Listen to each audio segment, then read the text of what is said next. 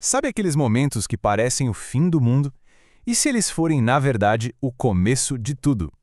Nessa análise, a gente vai mergulhar numa história poderosa, inspirada na visão de Tiago Brunet, sobre como nossas piores fases podem se tornar nossa maior fortaleza. Fica aqui uma pergunta para a gente pensar. O que é que define alguém nos dias mais difíceis? Porque, vamos combinar, é muito fácil parecer forte quando o sol está brilhando. Mas o nosso verdadeiro caráter, a nossa essência, isso só dá as caras quando a tempestade chega.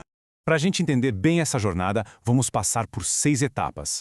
É uma história de queda e de superação que ensina muito sobre resiliência e como transformar os momentos mais duros em crescimento. Então vamos começar com um herói que todo mundo conhece pela coragem, Davi. Mas a gente não vai olhar para o auge dele, sim para um dos seus piores dias.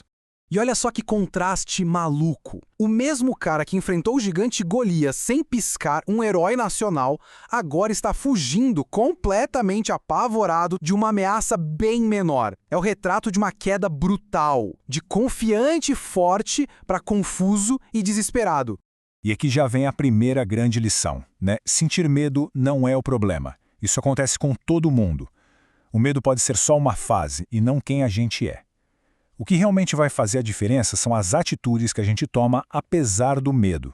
Agora vamos ver como esse medo acabou levando a uma sequência de decisões bem ruins. O medo é um péssimo conselheiro. Vira quase um efeito dominó. A fuga desesperada leva a um erro de cálculo absurdo, que leva a uma humilhação pública e que, no fim, leva ao isolamento total. Cada passo, movido pelo pânico, só afundou ele ainda mais.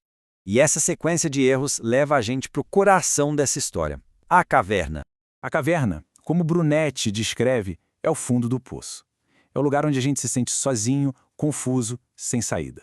Tenta imaginar a cena. Davi chega ali sem ter mais para onde correr, sem nenhuma opção, sentindo que perdeu tudo. Mas é exatamente aí, no ponto mais baixo, que acontece algo totalmente inesperado. No meio do seu esconderijo, Davi não fica sozinho por muito tempo. Ele recebe a companhia de 400 pessoas. E quem eram essas 400 pessoas? Não era um exército de elite. Muito pelo contrário. Era gente endividada, amargurada, o pessoal que a sociedade tinha deixado de lado. Basicamente, pessoas que estavam numa situação talvez até pior que a do próprio Davi. E aqui está a grande virada da história. No seu pior momento, em vez de se afundar na própria dor, Davi faz algo incrível. Ele decide treinar quem estava pior do que ele. Ele usa o sofrimento dele para ajudar os outros. Essa decisão de liderar a partir do fundo do poço é o que começa a mudar o jogo por completo. E olha só que transformação. O que era um bando de gente desacreditada se torna uma equipe forte, leal.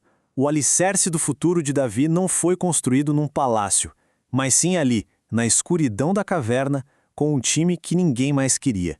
Certo. Então qual é a grande lição que fica dessa história toda?